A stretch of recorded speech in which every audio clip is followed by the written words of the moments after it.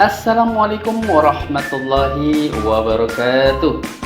Apa kabar anak-anakku sekalian? Jumpa kembali dengan Pak Guru yang kali ini akan membahas materi tentang simbiosis. Dan Bapak ingatkan pula kepada kalian semua untuk tetap jaga kesehatan dengan melakukan 3M, yaitu mencuci tangan dengan sabun, memakai masker, dan menjaga jarak. Ingat, protokol kesehatan harus tetap dilaksanakan.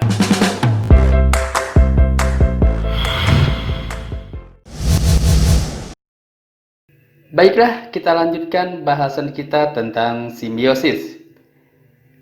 Tahukah kalian apakah simbiosis itu? Iya, benar sekali. Bahwa simbiosis adalah hubungan antara dua makhluk hidup berbeda jenis yang hidup saling berdampingan. Ada 3 macam simbiosis yang kita kenal secara umum, yaitu simbiosis mutualisme, simbiosis parasitisme, dan simbiosis komensalisme. Mari kita bahas satu persatu ketiga simbiosis tersebut. Yang pertama yaitu simbiosis mutualisme. Simbiosis mutualisme adalah hubungan antara makhluk hidup yang saling mendapatkan keuntungan. Dalam hal ini, kedua makhluk hidup sama-sama mendapat keuntungan. Ayo, siapa yang masih ingat contoh makhluk hidup tersebut? Iya, benar sekali. Contohnya adalah hubungan antara bunga dengan lebah, bunga dengan kumbang, atau bunga dengan kupu-kupu. Mengapa hubungan tersebut dikatakan sebagai simbiosis mutualisme?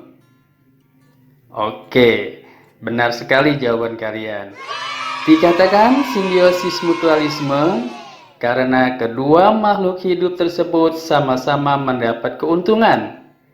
Lebah, kumbang, dan kupu-kupu mendapat nektar dari bunga sebagai makanan mereka, sedangkan bunga akan terbantu proses penyerbukannya oleh hewan-hewan tersebut. Contoh lainnya adalah hubungan antara kerbau dengan burung jalak. Burung jalak akan mendapat makanan berupa kutu yang ada di tubuh kerbau, sedangkan kerbau akan terbantu karena kutu di tubuhnya akan berkurang atau bahkan hilang sama sekali. Yang kedua adalah simbiosis parasitisme. Apakah simbiosis parasitisme itu? Iya, benar sekali jawaban kalian. Simbiosis parasitisme adalah hubungan antara dua makhluk hidup yang satu mendapat keuntungan, sedangkan satunya mendapat kerugian. Contoh simbiosis ini adalah hubungan antara pohon mangga dengan benalu. Benalu adalah tumbuhan yang menempel di batang atau dahan pohon dan mengambil makanan dari pohon tempat dia menempel. Pohon mangga misalnya mendapat kerugian karena makanannya diserap oleh benalu, sementara benalu akan diuntungkan karena menyerap makanan dari pohon mangga. Selain benalu, ada pula tali putri. Tumbuhan yang menyerupai benang ini akan melilit di tumbuhan lain untuk mendapatkan makanan. Tali putri mendapat keuntungan berupa makanan, sedangkan tumbuhan yang dililitnya akan mati karena kekurangan makanan. Dan yang paling mudah dikenali adalah antara manusia dengan kutu di kepalanya. Kutu di kepala akan menghisap darah manusia, sehingga manusia akan dirugikan karena merasa gatal bahkan sakit. Sedangkan kutu mendapat keuntungan, yaitu dapat menghisap darah manusia.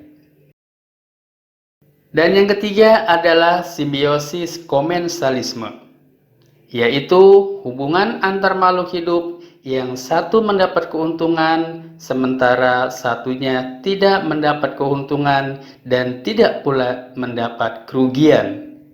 Contohnya adalah Siapa yang tahu? Iya, benar sekali. Contohnya adalah antara pohon anggrek dengan pohon tempat dia menempel. Berbeda dengan benalu, anggrek tidak mengambil makanan dari pohon tempat dia menempel, sehingga pohon tempat anggrek menempel tidak mendapat kerugian dan tidak juga mendapat keuntungan. Sementara anggrek mendapat banyak keuntungan dengan menempel.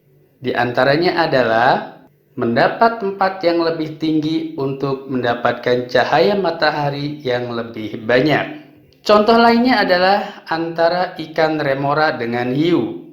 Ikan remora akan aman dan mendapat makanan dari sisa-sisa makanan ikan hiu. Sementara ikan hiu tidak mendapat keuntungan dan tidak pula dirugikan dengan keberadaan ikan remora di sampingnya. Adakah contoh lainnya? Ya, benar sekali. Simbiosis antara ikan badut dengan ganggang laut. Siapakah yang mendapat keuntungan? Ya, ikan badut. Ikan badut dapat bersembunyi di antara ganggang laut dan bisa mendapat makanan di antara ganggang laut. Lalu, bagaimana dengan ganggang laut? Ya, ganggang laut tidak mendapat keuntungan apapun, namun tidak juga dirugikan dengan keberadaan ikan badut. Demikianlah anak-anakku sekalian pembahasan kita kali ini. Semoga dapat menambah wawasan kalian, meskipun singkat, semoga bermanfaat. Wassalamualaikum warahmatullahi wabarakatuh.